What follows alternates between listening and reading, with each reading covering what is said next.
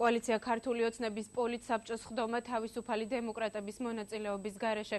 შეხვედრის დაწყებიდან რამდენიმე წუთში გახდა ცნობილი, რომ ალასანიას პარტიამ კოალიცია, ფრაქციამ კი საპარლამენტო უმრავლესობა დატოვა.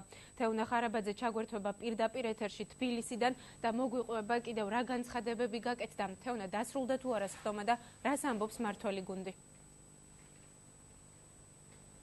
პოლიტსაბჭოს ხდომის დასრულების შემდეგ კომენტარი არ გაუკეთებია ირაკლი ღარიბაშვილს და ექს-პრემიერს ბიძინა ივანიშვილს. მათ შენობა ისე დატოვეს, რომ მედიასთან კომენტარი არ გააკეთეს და უკანა გასასვლელით ისარგებლეს. რაც შეეხება კოალიციის სხვა წევრებს, ზვიად კვაჭანტირაძემ აღნიშნა, რომ ისთვის შეურაცხმყოფელია, როდესაც კონკრეტული პოლიტიკური გუნდი ცდილობს მონოპოლიზება გაუკეთოს თემას, როგორიც არის ევროატლანტიკური ალიანსში საქართველოს გაწევრიანება. კვაჭანტირაძემ ასევე კომენტარი გააკეთა თია წულუკიანის პოზე დარჩენის საკითხთან დაკავშირებით. მან წულუკიანის ეს ნაბიჯი შეაფასა სახელმწიფოებრივად მოაზროვნე ადამიანის პოზიციად. თუმცა გააკრიტიკა ალექსი პეტრიაშვილი და საგარეო საქმეთა მინისტრი მაია ფანჯიკიძე. რაც შეეხება რესპუბლიკელებს, რესპუბლიკელები ჩებიან კოალიციაში, ამის შესახებ ინფორმაცია დაუდასტურა ხათუნა სამნიძემ ჟურნალისტებს.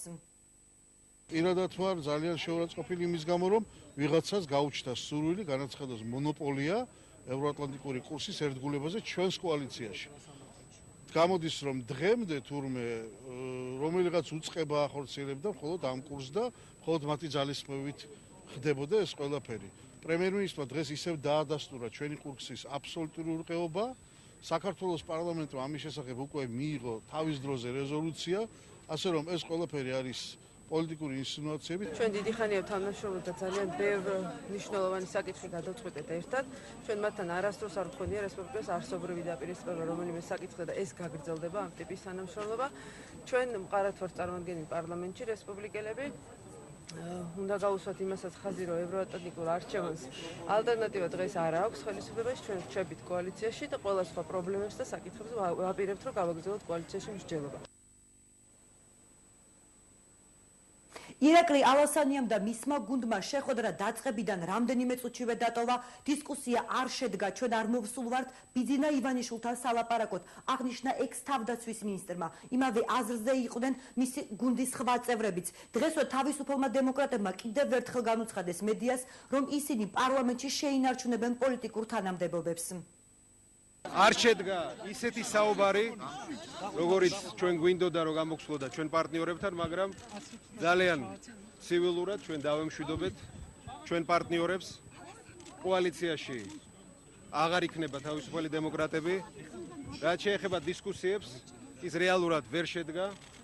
აქედან გამომდინარე, მე მინდა გითხრათ, რომ აქ ჩვენ სასაუბროდ არ მოვსულ ვართ ბიძინა ივანიშვილთან.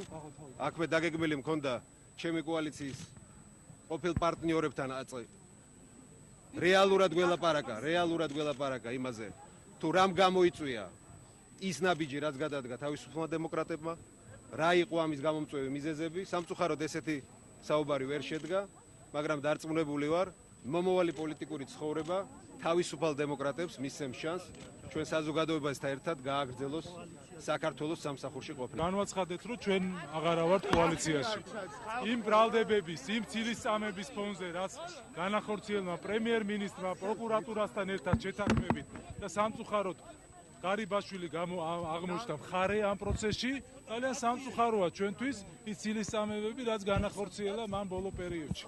ამიტომ ჩვენ კიდევ ერთხელ ვაცხადეთ, რომ ჩვენ თანამშრომლობა ამ თვალსაზრისით დასრულებულია მთლიანად და ჩვენ გავაგრძელებთ ჩვენ პარტიულ ცხოვრებას. ჩვენ ფეხი არ მოგვიცვლია იმ ღირებულებებიდან, რომლის გარშემოთაც ბატონ ბიძინასთან, სხვა ჩვენ მეგობრებთან, კოლეგებთან ერთად ვიბრძოდით 1 ოქტომბრამდე და ეს ბრძოლაც და ეს წარმატება მათ შორის მოტანილი იყო ჩვენს მიერაც სხვა კოლეგებთან ერთად, მაგრამ დღეს სამწუხაროდ ჩვენ აზრის გამოთქმის საშუალება არ გქონდა. აქედან გამომდინარე მიღებული არის გადაწყვეტილება თავისუფალი დემოკრატების მიერ კოალიციის დატოვების შესახებ. ირაკლი ალასანიას პროკურატურაში შესაძლო დაბარების შესახებ დღეს კომენტარი გააკეთა ეკა ბესელიამ, როგორც დეპუტატმა განმარტა, ის არის მზად რომ შეხვდეს ქვეყნის მთავარ პროკურორს. ასევე ბესელიამ აღნიშნა, რომ მისთვის არის მიუღებელი, როდესაც ორი ძალოვანი უწყება ერთმანეთს კონფრონტაციული ენით ესაუბრება. მე ვაპირებ პირადად შევხვდე მთავარ პროკურორს და ვესაუბრო ამ საქმესთან დაკავშირებით, რომ მეტი ინფორმაცია მქონდეს. ამავე დროს მინდა გითხრათ, რომ პროკურატურას უნდა ვაცალოთ საქმის გამოძიება და ვნახოთ საბოლოოდ რა სურათი შეიქმნება. არ მიმაჩნია მართებულად, რომ რომელიმე ძალოვანი უწყების პირველი პირი კონფრონტაციაში შედიოდეს მეორე ძალოვან უწყებასთან. ეს არის ჩემთვის გაუგებარი, სრულიად დაუშვებელი რამ და ძალიან უხერხული იყო ის განცხადება, რომელიც თანამდებობიდან გათავისუფლებამდე გააკეთა თავდაცვის მინისტრმა. ქართულ ოცნებაში შემავალი 6 პარტიიდან ამჟამად რჩება 5 პარტია მინუს ირაკლი ალასანია და თავისუფალი დემოკრატები. შეიძლება ითქვას, რომ კოალიციას ყველაზე მნიშვნელოვანი დანაკლისი აქვს. ირაკლი ღარიბაშვილს კი მოუწევს ახალი მინისტრების წარდგენა.